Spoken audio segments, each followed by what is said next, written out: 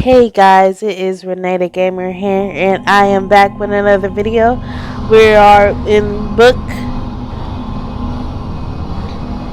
I want to say book 6, 7, 8, chapter 1, Bound Together. Let's go ahead and read. This morning, Nadia and I are in the square, are in a carriage, bound for the town square.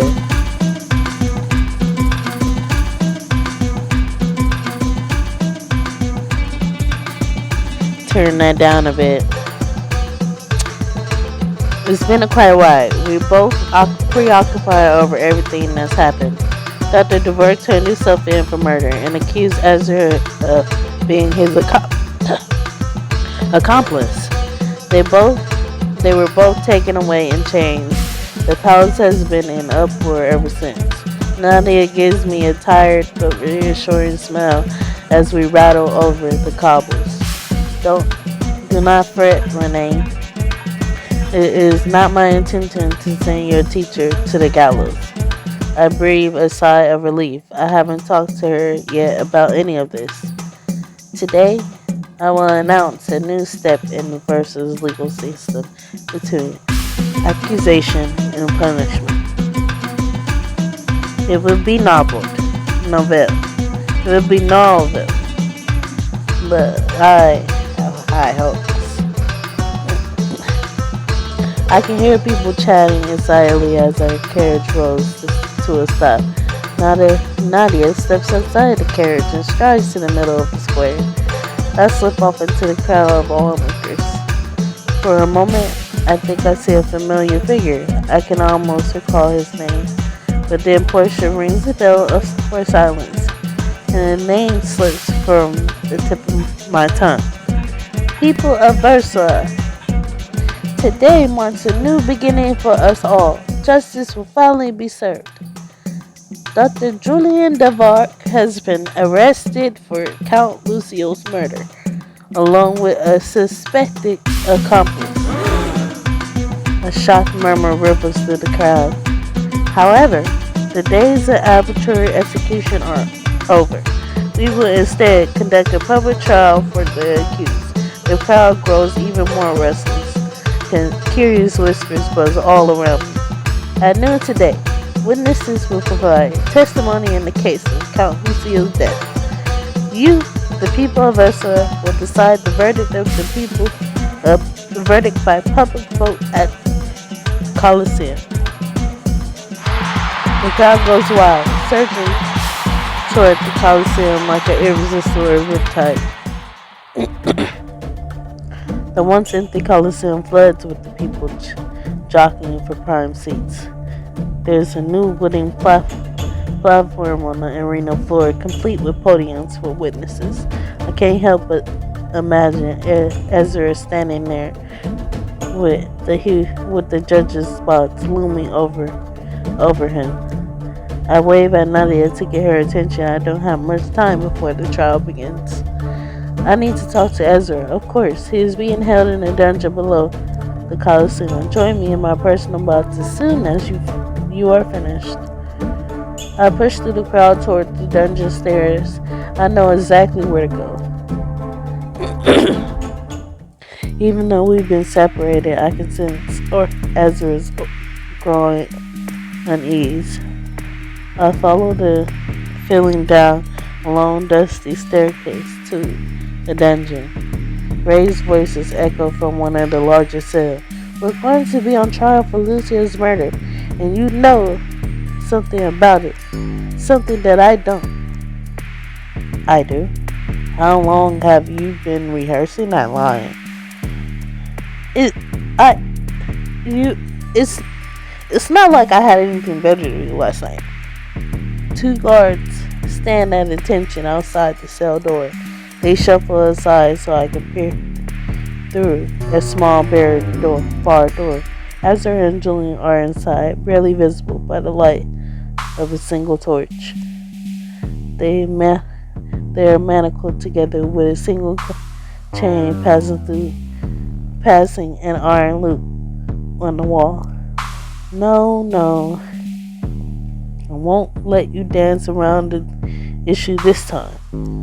I know there was something strange about Lucio's that creepy, probably magic. And if it was creepy magic, it must have been me. Am I following? Ugh, this all sounded much better in my head. Julian begins to pace. As much as he can chain to Ezra. You were at the palace. You hated Lucia. You cursed me. So I didn't curse you, Ayala. Wait. What? You didn't curse me? No. And I could have told you that without being locked in the cell. Is that it? I'm in a cell as a revenge for a curse I didn't place? No. That's impossible. You always been impossible. Try again. You call me worse than that. They're so busy arguing that they don't even notice me outside the door. I know Asra and Julian used to be close. What happened between them? I should intervene before things get worse. They both look like they'll both be testifying soon. One of the guards unlocked the heavy door for me to enter. They both whirl around and stare at me. Ezra recovers first, his face relaxing in a smile. Renee, you're alright. He moves to embrace me, but only makes it halfway to the door before the chain runs out. Julian is dragged back toward the wall with a surprised yelp. Ah! Watch it! Ezra sighs and steps back, giving the chain some slack. He smooths the creases from his fancy clothes and looks around the dark, damp cell. Renee, this is the infamous Dr. Devork. You might met him in some of Versa's more colorful spots. Julian, this is Renee. Renee avoids my eyes. I realize I haven't told Ezra about the last time we met. Julian was breaking into the magic shop for the second time. Hello, Julian. Things between them are tense enough without me mentioning the break-in. Yes, Renee, the investigator tasked with bringing me to justice. Bet you didn't know. Didn't think it would be this easy, did you? Ezra stares at him incredulous in the increasingly awkward silence. I'm sure you had some dramatic plan that involved turning yourself in. But why would you drag me along with you? I did have a plan, but I wasn't sulking around waiting to spring a trap on you. It was really more spur of the moment. Are you saying what I think you're saying? You interrupted my evening when Renee disrupted my plans and got me arrested, all on some ridiculous whim? It's not like that. I've been trying to find you ever since I came back to Versa. I needed answers from you, so when I saw you at the palace, I took a chance. And, well, here we are.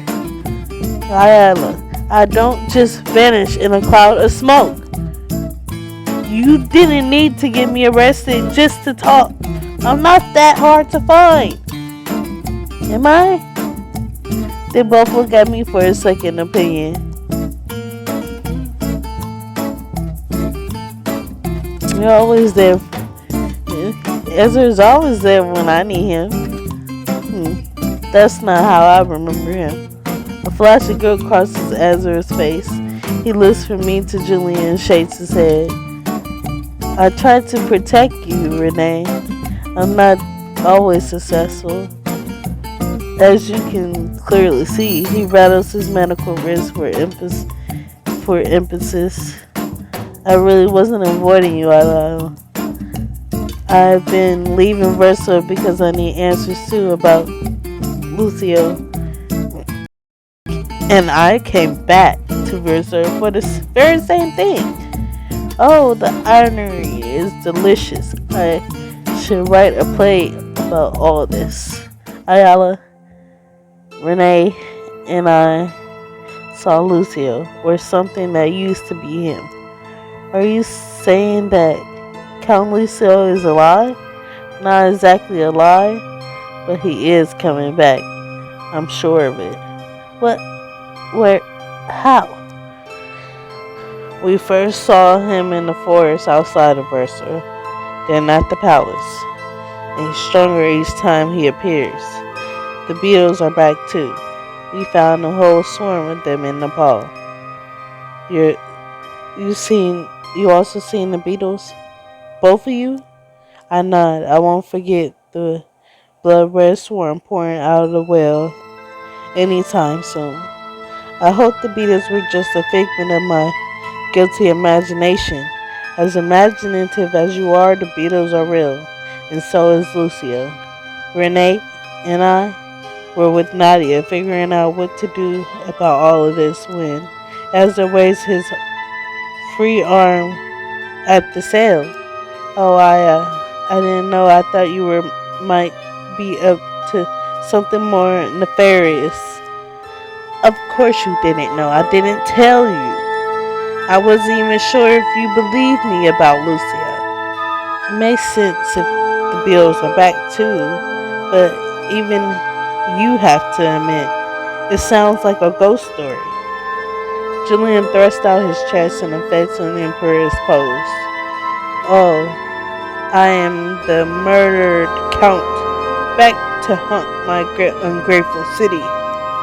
Ezra tries to frown, but a smile quickly clats through. That's not nearly pompous enough for Lucio.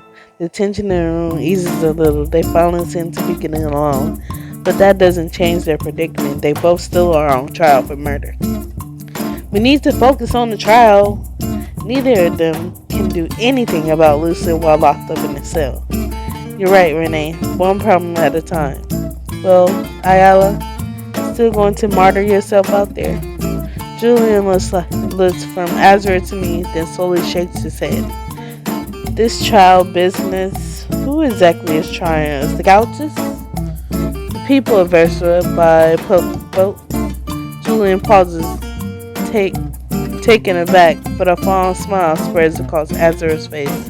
Of course, Nadia would find a more civilized use for the Colosseum. I nod. Azra shoots a mischievous glance at Julian. You claim to be good with people. I have time to put your theatrical skills to the test. Is that a challenge? I think that's a challenge. I wouldn't dream of challenging you. Warming people up to me isn't my strong suit. Oh, I don't know about that. Renee came down to the Colosseum dungeons for you. For a moment, Azure seems completely lost for words. His eyes soften and he holds his hand out for me. He's right. Oh, Renee, what would I do without you? I lay my fingers across his, letting him pull me close. He rests his free arm on my waist and breathes a deep, content sigh. Come join us, Ayala. Renee gives the most wonderful hugs. I really don't want him hugging me. I'm trying to get affectionate with you. Let me get affectionate with you. His eyes twinkle with mischief as he looks from me to Julian.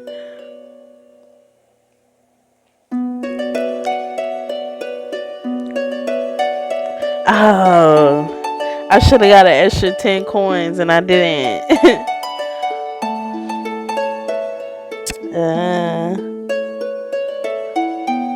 I don't want to press my luck, especially with the trial limit. I step back and Azure Dream lets me go. I suppose this isn't the most romantic place. We'll share a proper hug later. Azure suddenly turns his head, peering into a shadowy corner behind me. He kneels down, falls slithers out of the shadows and up his arm. I was wondering when you would join us. Big friend coming. He's coming here? But the counseling only had terrible memories for him. If he came back because of me, what? Who are you talking about? A friend of mine who's come to watch the trial. He's not good with crowds. Asra gives me a meaningful look. Remember the smell of myrrh? As I recall the earthly scent, I am also find the name that escaped me in the square. Meryl. Julian looks from me to False and back at Ezra, utterly perplexed. Meryl, is that another magician? No, you wouldn't remember him, at least not by that name. False, can you go make sure he's alright? Yes. Someone knocks on the cell door and we are abruptly cut off our conversation. False takes refuge in Ezra's stash. Renee, are you still down here? The trial's about to begin. I cross back the cell door and ease it open. We need you in the counseling spots. You're her lead investigator.